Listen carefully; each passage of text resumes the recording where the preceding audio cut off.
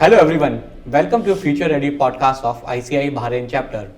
I'm your host CA Vivek Trivedi and today's episode is a treat. I have with me someone whose journey is a perfect blend of academic excellence, global mentoring, entrepreneurship and youth leadership. And yes, a powerhouse of mindset and growth wisdom. Mr. Paresh Gupta, a mentor, finance professional, 8 times TEDx speaker, SRCC Topper, chartered accountant, and a global inspiration whose words have reached audiences across 121 countries. Paresh, welcome to the podcast. Thank So you. good to have you here. My pleasure. Absolute pleasure to be here. I'm so excited. Paresh, when people see your profile today, the awards, the global stages, the impact, it looks larger than life. But every journey has a beginning. So when did you first realize that you wanted to do something great, better, something different, something bigger than the ordinary? So I think it looks larger than life to me also. This is not what I ever imagined would happen to me. I come from a very humble background. I come from a very simple family in a very small place in Rajasthan. The dreams and ambitions are not as big. I just wanted to live my life. So I think there was nothing that, I ever imagined would happen to me. And I've gone through multiple rounds of failures in my life. So as a kid, very troubled childhood. I had a very tough childhood, honestly. Difficult. I could not fit the standard, nomenclatures of the world. I was always a different child is what I felt, So I would always find myself doing things which others would not want to do. I'll give you a very simple example. So when I was a kid, I wanted to speak in English because I felt that, I want to go and, be in the world, and the world's language is English. It's not Hindi. Okay. And everybody in my town would make fun of me because if you speak in English in a city where everybody speaks in Marwadi or Hindi, then they would look at you as an odd person and they would make fun of me. Then, sorry to say this, but I fell in love with my music teacher in the school, and I was like, she is amazing. So, and her primary instrument was sitar. So I was like, I want to learn sitar now. So then I went and, decided to learn sitar, and everybody started making fun of me for learning sitar. And they said, this is an odd instrument for a boy to play. Correct.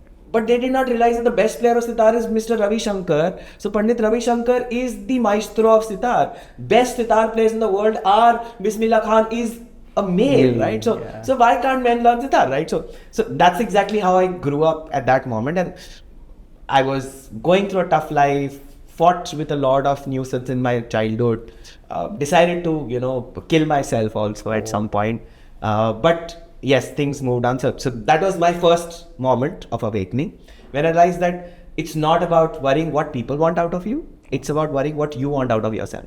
So if you stop caring about what world wants out of you, you actually become the better version of yourself. So this is one thing which I've learned is to identify your own thumbnail. You have to understand who are you, right? If you don't know who are you, things are not happening. So this is one thing which I realized this. Second thing happened when there was one more round of troubles came in. I was doing well in my career. I was going fine. I built decent career. I was doing nice. I was in Bahrain sometime also, but I was doing good, and then I was diagnosed with a tumor. And then I lost a lot of things again. So I'd lost my health, and then I started a business, and that business also failed, right? So, and then I went back to my family. So everything was going wrong actually with me. My financial health was poor, my mental health, medical health, my physical health, everything was bad. And then I sat in one room and I just said, should I die now? And I was like, no boss, abhi to still lots to do in this world. So I wrote down 100 things to do before I die. So you have your own bucket list, 100 items. No, so ironically, I'll tell you that I have completed all 100. Amazing actually. Completing the bucket list at such a young all age, 100. amazing. All actually. 100. And they had crazy things written. Go to the Mount Everest. Learn scuba diving. Have more than 10,000 followers on social media. So, I had these crazy things, some things I can't share also.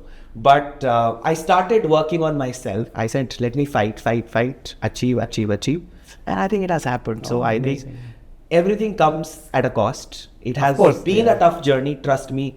where everybody else is busy partying, I am busy working. I still don't go to parties, and you can ask anybody in my circle. Nobody sees me in weddings. Nobody sees me in inauguration parties. I don't attend any of it. I'm working, right? I'm very serious about my work. Or whatever I want to achieve. So that explains Mr. Paresh Gupta, like doing multiple things in the same 24 hours actually. That's what I do. Yeah. So I am very interested in your bucket list of 100 items. So what is the craziest thing which you can share with the public you have done actually? So craziest thing was go to the Mount Everest. Trust me, I think that was one thing which I thought was unthinkable. I went to the doctor and I said I want to go to the Mount Everest, and he said, you are crazy. Don't think like this.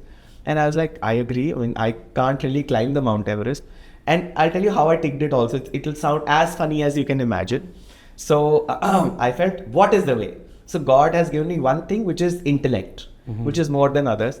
My bucket list said, go to the Mount Everest. It does not say climb Mount Everest. Okay, wow. So very technical. Huh? Very technical. So it says, go to Mount Everest, visit Mount Everest. Visit Mount Everest. So I have to visit only, right? How can I visit?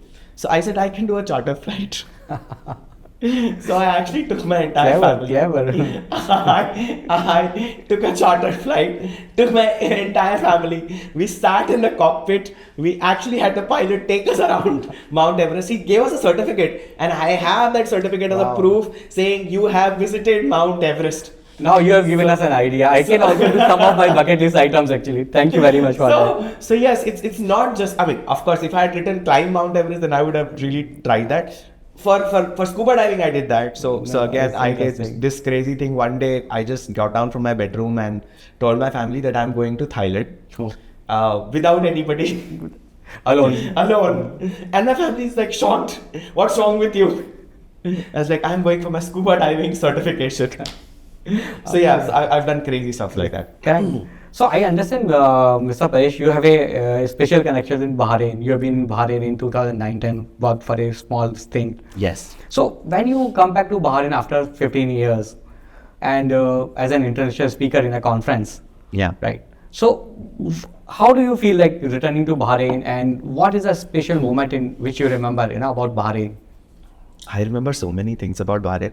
The good part about Bahrain is it seems the same. 15 years, but I can see almost everything similar, right? So I went to my office just now, and I could meet so many people again, which normally if you were in any part of the world, you would not. So 90% people would change in the same office. So the companies don't remain the same, but your things remain same. The warmth of people, the love of people, the affection of people. I would tell you that I have got more dinner invites and lunch invites than the days I'm staying here for just 2 years of stay. That's Bahrain. And if I were to go back to India, I would not get that many dinner invites on a normal day, right? So that's a specialty of Bahrain, the warmth of people, and you captured it very rightly, the essence of Bahrain. Yes. Stability. Yes. Over a period of time, people want to stick to a job, their places, their buildings. Absolutely. Nice. Absolutely. So I think that's the best part, that it just remains. It just remains. So the city is intact in its own ethos. It remains the way it is. Sometimes it gets boring for me. Because I am a person who needs a lot of action. So Dubai is just a flight away, 1 hour flight. You can go to Dubai and travel. So Dubai is very that's how a lot of people do it. Yeah. So for me, no, Dubai is no action. Dubai is concrete. Dubai is concrete. But that's how connectivity is. So Dubai is connected to it's a global. Yes, so you can. Yes. And out of 365 days, you need stability for 250 days at least. So that's the measure of the time. So that's we all love it. True. So Paresh, now let's move to your next section. So see, as you rightly mentioned, so you always challenge the conventional wisdom, right?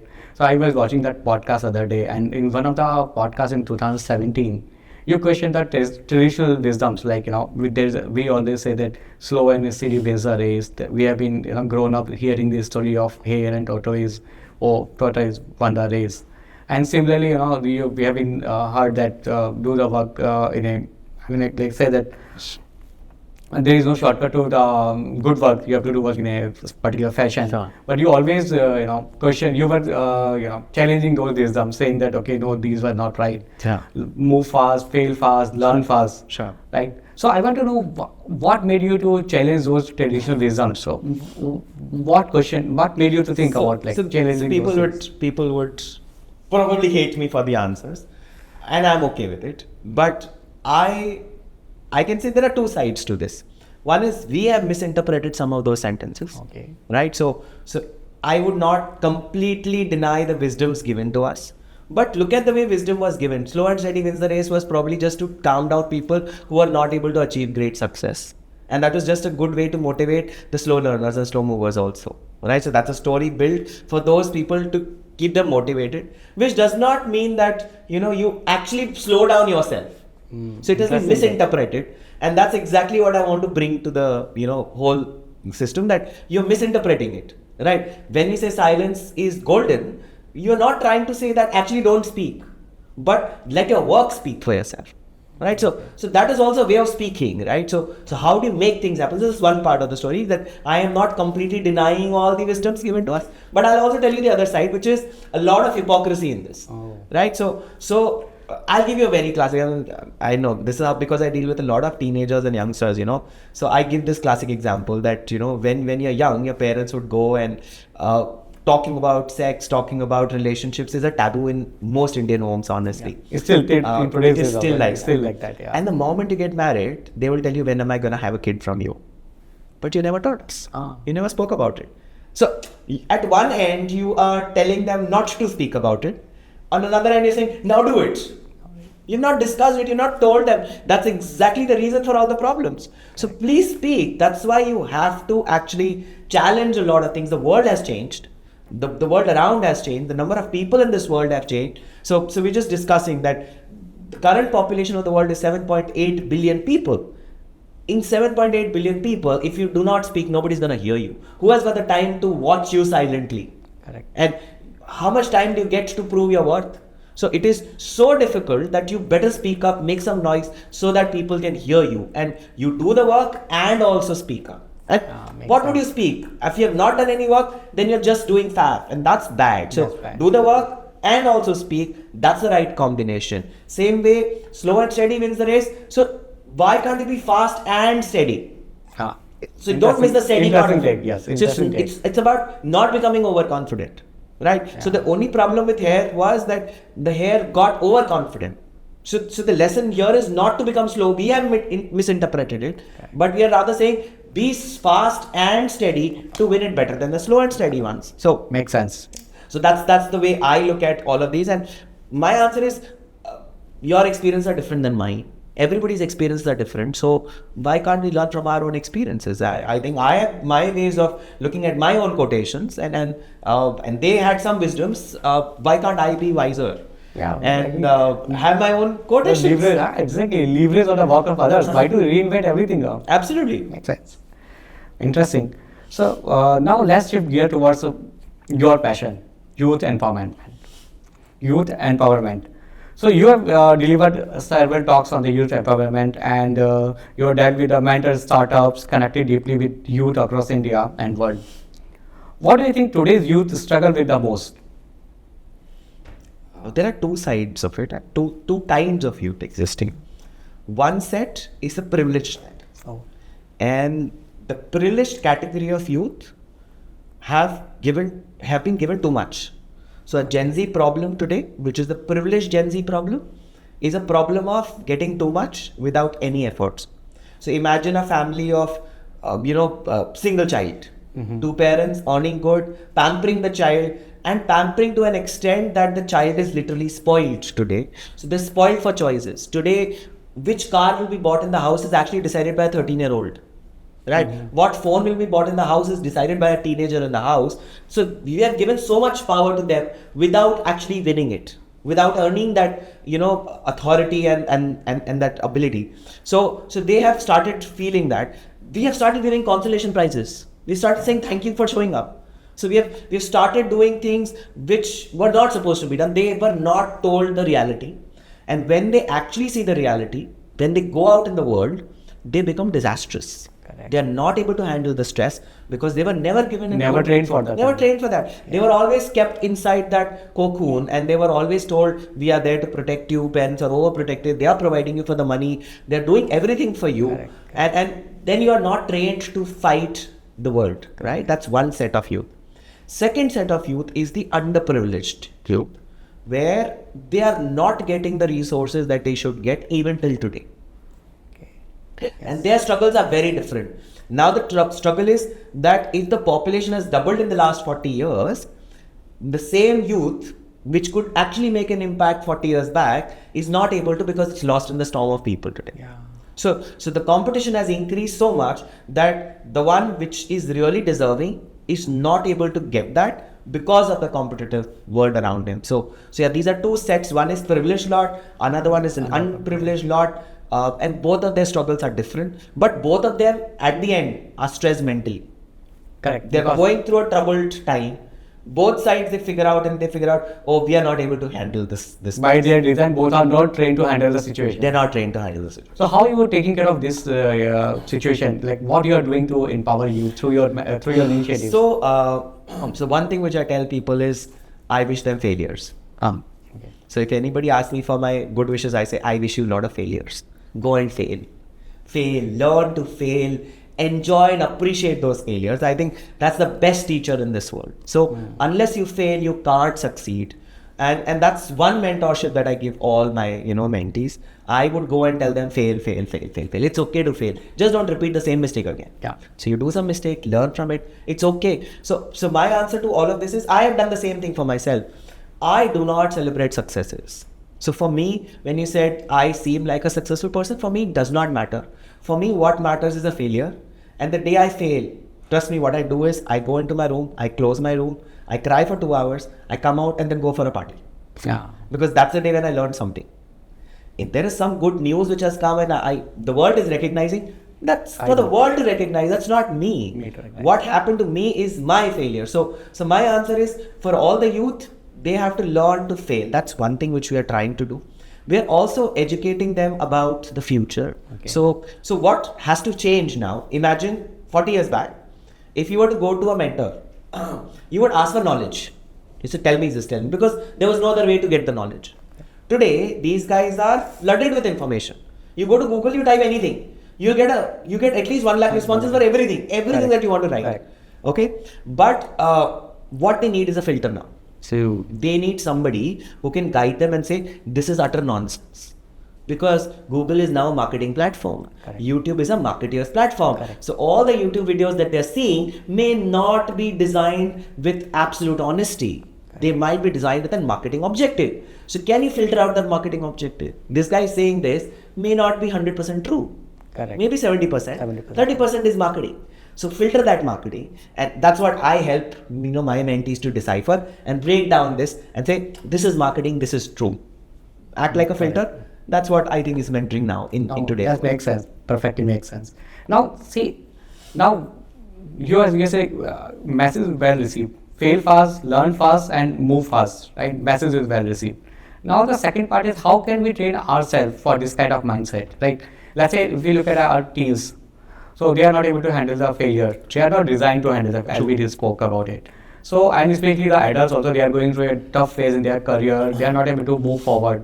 So what kind of message or training you want to give for these kind of people so that they move forward? They start experimenting with their lives instead of being stuck in that kind of mindset. No, I am a failure. I cannot do it. I'm still stuck in mid-age crisis. So what kind of message, training or tips you want to give to them so they can get out of it?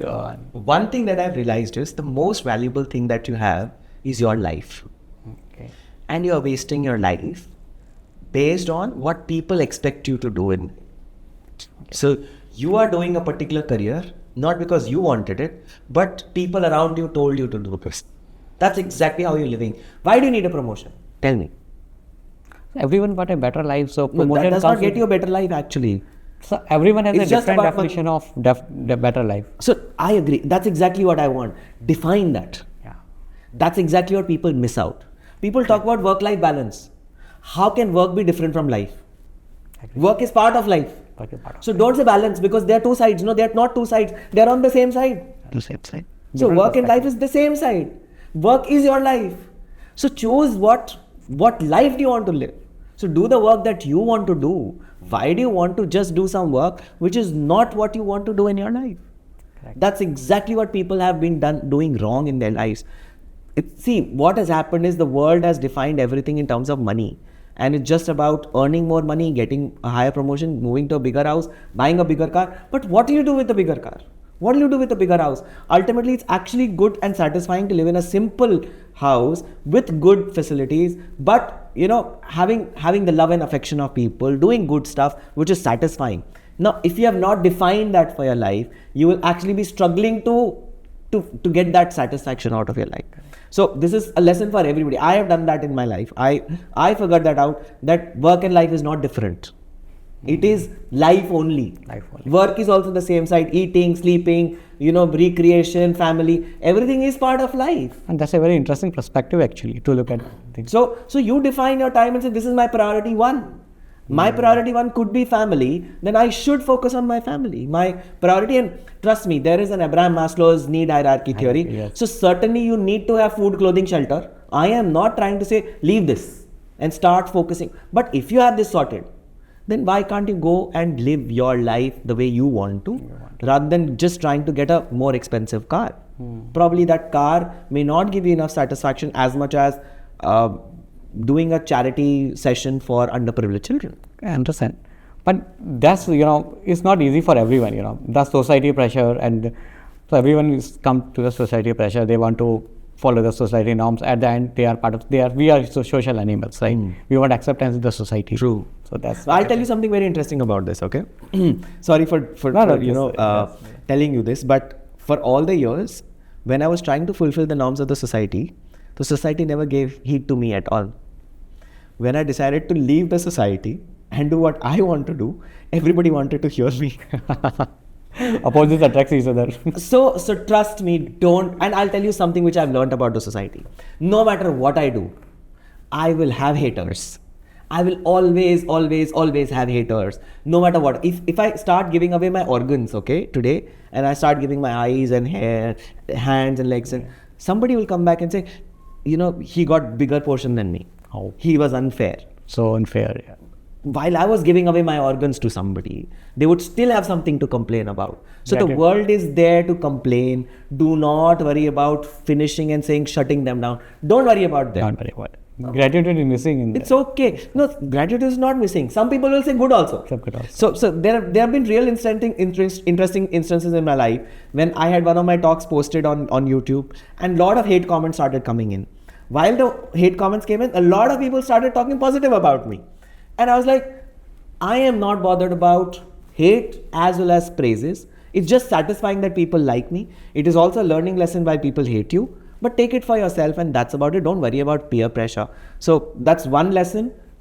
If I say it in Hindi, दुनिया गई तेल लेने. दुनिया गई तेल लेने. Right? So live your life. लोग क्या कहेंगे is immaterial.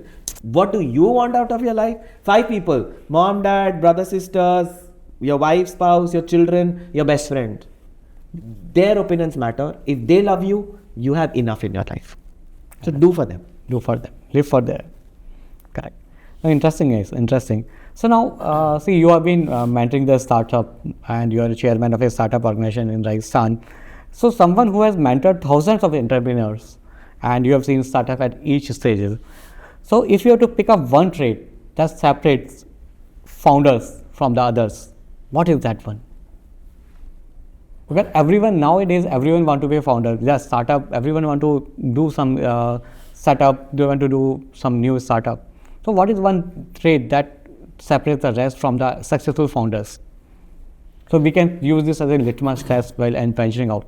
So I'll tell you one thing that I have seen is risk-taking abilities. Okay. Right? I think very critical. Why would people not do a startup? Because they'll say, we are scared of taking risks. We need a stable life. Correct. We need a flat life. Right? So anybody who actually wants to live life should understand that flat line is the line of a dead man. Right? So your heartbeat goes like this. So all entrepreneurs, enjoy this, right? So I mean, Bharat is a wonderful city, and I love this city. But for me, I find it very straight line. I feel it does not change, and I love this. So I want action. I want problems. So Bharat does not have problems, right? And I love countries which have a lot of problems, right? So while there are so many problems, there's so much to do. There is so much to solve. And that's exactly what most entrepreneurs do. They love taking risks and they love problem solving. They don't complain. So they're not there to say, this is a problem, this is a problem. They'll say, oh, here's a problem, let me solve it. And while solving it, I'll make money and I'll be selfish enough. So they're selfish also. Selfish also. So yes, they are not doing it out of charity. They're doing it for themselves, but they're trying to solve a problem while taking risks, and they're really not bothered about how it's going to work out. Things will go up and down. They're okay with that up and down. And that's one trait, and a lot of other traits which I can talk about, but this is one thing which I've seen common in almost all entrepreneurs. Yes. So if I summarize what you just said, if someone want to take risk and not happy with your daily life and is willing to play with new experiment with the life, sure. So that's a good trait to say that okay, you are fit for taking some startup challenges. So I'll tell you something very interesting on this, that we are all taking risk any which way. Correct. Every day. Every day. Step out on the road, you step on the road, you are still taking a risk of being hit by a car. Just that you don't realize it, right? You give any competitive exams, the pass percentages are very low. You are applying for a job interview, pass percent and selection rates are low. So you're anyway taking risks. You're just not realizing that you're taking those risks.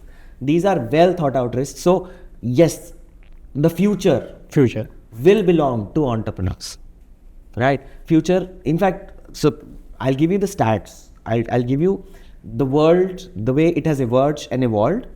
The wars initially were fought with weapons. Today, you don't fight wars with weapons. You fight wars with sanctions. It's economies. The stronger the economy, the more powerful you become. Yes. So people are struggling and trying, all countries are trying to become as powerful economy-wise, not otherwise, right? So that's exactly what's going to happen, which means this is business. And that's exactly what brings you to the fore. So business is going to be, I'll give you real examples, okay? So today, Bangladesh is powered by Adani Power, entrepreneur. Yes. And trust me, if Adani Power decides not to supply power, they have no power source. They're that powerful, right? Elon Musk actually rescues astronauts from the space station like an entrepreneur. So NASA has failed to do as much space work as SpaceX has done. Correct. So we are looking at lot of people now looking at entrepreneurship as power, and they are more powerful than any economy today. So certainly the force will be fought as entrepreneurs. That's the only way to go forward actually. So as our theme of our international conference is future ready. So what traits we can have to be future ready? For like 3 or 4 traits which we can have. So my take is that you should always be future ready. And why should you be even thinking about it? If you are not future ready, you'll stagnate and die. Now, if you want to live a good, happy, fun life, constantly change. So there's a difference between a pond and a river, and you have to better be a river than just being a pond. So step out of this and start looking at, so trait for me is be vigilant. Be vigilant. Right? Be always, knowing what is happening. So that knowledge gives you that thought process. Be okay to take some risks. It's good fun. There's so much more fun on the other side of the table, trust me. When you're taking those risks, you really adrenaline rush. There's so much happening. There's so much fun to take decisions every day and then say, oh, I am deciding the outcomes of things happening. So that's so much fun. So be a risk taker. Be a problem solver. That's the only way to be a problem solver. Yeah. And trust me, that's the only way to be rich. Oh, interesting. I'll tell you honestly. Name 5 of anybody in the Forbes 500 list in the world who is not an entrepreneur. Happy. It is impossible. It's impossible. It is impossible to be rich without having a business. Business means risk. So which means future will belong to businessman. Correct. Right. So have an entrepreneurial mindset. If you still feel scared, my view is be an intrapreneurial mindset. Oh. What do you mean by intrapreneurial mindset? Within the company that you're working for, why can't you think about the entrepreneurial aspect of your own business to say, okay, I will make this company earn this much, and I will work like a mini entrepreneur inside the bigger very interesting organization. Yeah. And then you can actually go and bargain with your boss and say, I got you this much business, now I need my share. My share. And that's how you should work. Yeah, So forget about your salaries. You're saying, I bring this much business, I need my share. The companies will give you if you're productive enough. So why not an entrepreneur? Very interesting. People can start from being entrepreneur. That's a good way of That's a good way of starting. starting. Yes. Fantastic. So Paresh, thank you for this thing. Now let's shift to a quick question, quick answer round. Okay, rapid fire round. Okay. All right. Now, one book you recommend to the listeners. Okay, so can I give two? But there's one. Of course, two. But start with the one. One book which I would recommend is the book called The Fluid. The Fluid. It's a book about sharing that how people with multiple specialities, being a musician alongside a finance person makes you more successful in life. Oh. So fluidity is what is the biggest skill that is required in today's world, because the way world is changing is too fast. So how do you adapt to these changes is what this book talks about. There's another book called Death by Sadhguru. Oh. It talks about the value of your life and how you're overvaluing it sometimes and undervaluing it sometimes. So understand the value of death, and you start your life thought process with the finish line, which is death. So what do you want to achieve before you die? Oh. So if you can define your death today, you'll actually be able to achieve better. That's what I did. Okay. So I said, this is my end goal. Start working on that end goal. Things start happening. Sounding interesting. We should read actually. Yes. So a quote you live by. Quote that I live by. I keep changing every day. What is your current one actually? No, I think I would always live with fail fast and fail often. Yeah, that's what I think that's something which I always love. So yes, that's what I would go with. And what is the one skill you want to learn in 25?